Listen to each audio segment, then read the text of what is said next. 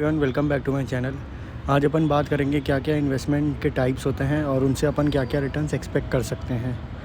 तो पहला, equity.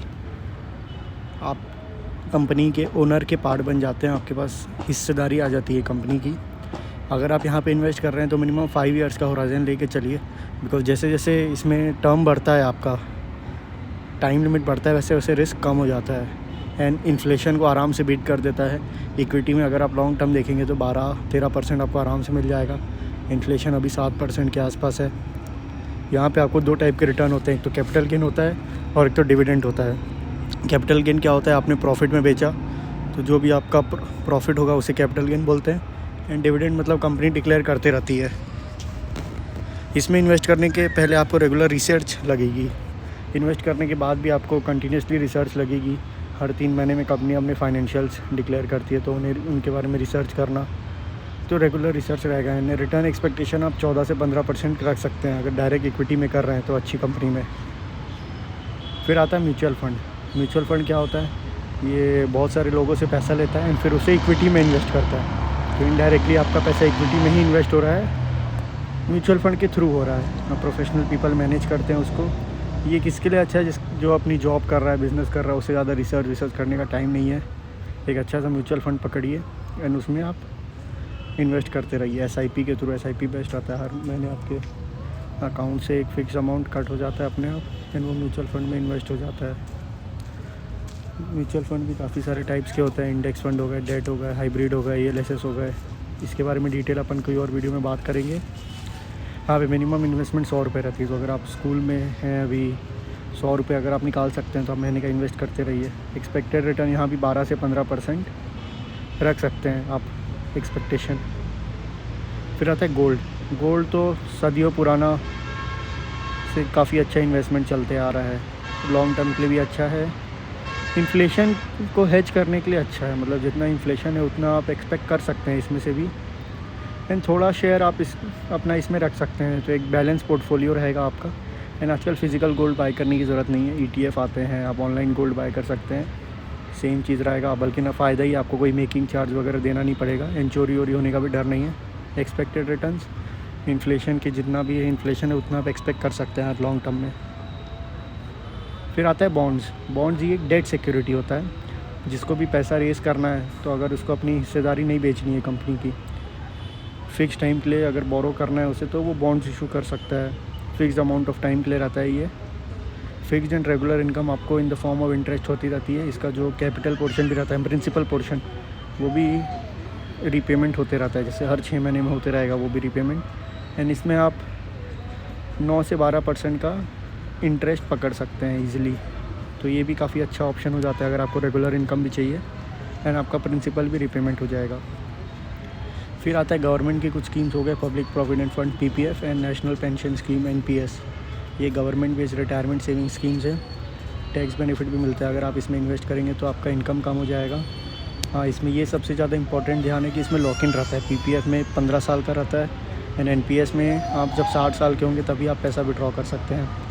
Interest rate government fix करती है, अराउंड 7% आप PPF में एक्सपेक्ट कर सकते हैं लॉन्ग टर्म में एंड NPS में 10%। मिनिमम कंट्रीब्यूशन साल भर में आपका PPF में 500 रुपये का होना चाहिए एंड NPS में 6000 का होना चाहिए, जो 500 रुपये पर मंथ आ जाता है। तो ये बात आप ध्यान रखिएगा। इसमें सबसे इंपॉर्टेंट है लॉक इन को ध्यान रखिएगा। SSY सुकन्या समृद्धि स्कीम, ये गवर्नमेंट ने चालू किया था scheme to provide better future for the girl child. Account ये आपकी जो भी बेटी है उसके नाम पे ओपन हो सकता है। मैक्सिमम आप जब वो 10 साल की है तब तक आप ये अकाउंट खुलवा सकते हो उनके नाम पे।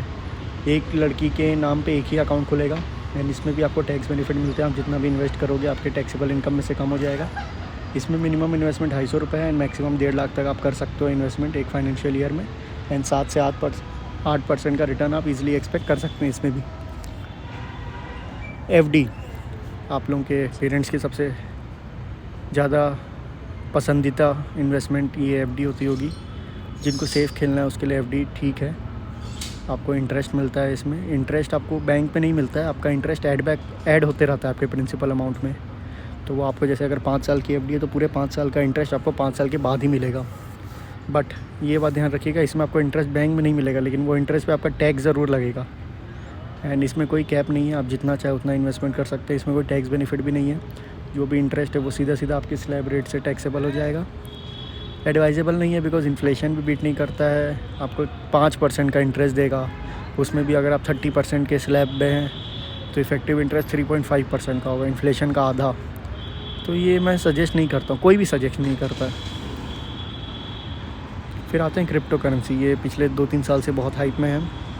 ब्लॉकचेन कंसेप्ट होता है, उसके बेस पे ये इन्वेस्टमेंट होता है। बहुत ही ज़्यादा वॉलेटिलिटी रहती है, आज 40% बढ़ जाएगा, कल 40% घट जाएगा, कोई इसमें बहुत ज़्यादा रिस्क है। एंड आपको इसमें वही पैसा इन्वेस्ट करना चाहिए जो आप मान लो कि अगर आपका ज़ीरो भी हुआ तो भी आपकी लाइफ में कुछ फ़र्क नहीं पड़ेगा। आप मैक्सिमम 10% इसमें करिए। मेरा जो सजेशन है 10% से ज़्यादा नहीं करना चाहिए क्रिप्टो में।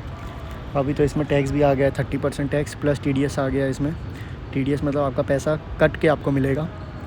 एंड अभी भी ये फुल्ली रेगुलेटेड नहीं है कहीं ना कहीं। एंड इसमें आपको तभी इन्वेस्ट करना चाहिए जब आपके पास नॉलेज हो। अगर आपके पास नॉलेज नहीं है तो प्लीज़ इन्वेस्ट मत करिए। फोमो में इन्वेस्ट मत करिए, मतलब फियर ऑफ मिसिंग आउट। सभी इन्वेस्ट कर रहे हैं तो चलो मैं भी इन्वेस्ट कर लेता हूँ। बहुत कम लोगों ने पैसा इसमें कमाया है तो, और बहुत रिस्की है सेट है, तो आप प्लीज़ ध्यान से इन्वेस्ट करिएगा इसमें। फिर ये कॉमन है, आप जिसमें भी इन्वेस्ट कर रहे हैं। मैं अपन ने अभी जितने भी एसेट क्लासेस के बारे में बात किया, जिसमें भी आप इन्वेस्ट कर रहे हैं प्लीज़ उसके बारे में समझिए, उसके बारे में नॉलेज गेन करिए, तभी इन्वेस्ट करिए। उसके रिटर्न्स एक्सपेक्टेशन क्या होने चाहिए, रिस्क क्या क्या है, तो वो सब आप ध्यान में रख के इन्वेस्ट करिए। अपनी खुद की रिसर्च करिए एंड इन्वेस्ट वाइजली करिए। आपने बहुत मेहनत से पैसे कमाए हैं, किसी के भी बोलने में इन्वेस्ट मत करिए। अपना खुद का रिसर्च करिए। ज़्यादा अगर 12-13% की एक्सपेक्टेशन है तो एकदम 20-25% की तरफ मत जाइए। अगर आप देखेंगे लॉन्ग टर्म में 12 से 14% भी अगर आप कमा ले रहे हैं लॉन्ग टर्म में 20 साल के पीरियड में, तो आपकी वेल्थ बहुत ज़्यादा क्रिएट हो सकती है। सो यही है आज की वीडियो के बारे में। Thank you everyone, I hope आपको पसंद आई हो। प्लीज़ लाइक करिए, शेयर करिए एंड चैनल को सब्सक्राइब करिए। मैं हर ऑल्टरनेट डेज़ वीडियो अपलोड करता हूँ, तो प्लीज़ सपोर्ट करिए। Thank you everyone, bye bye.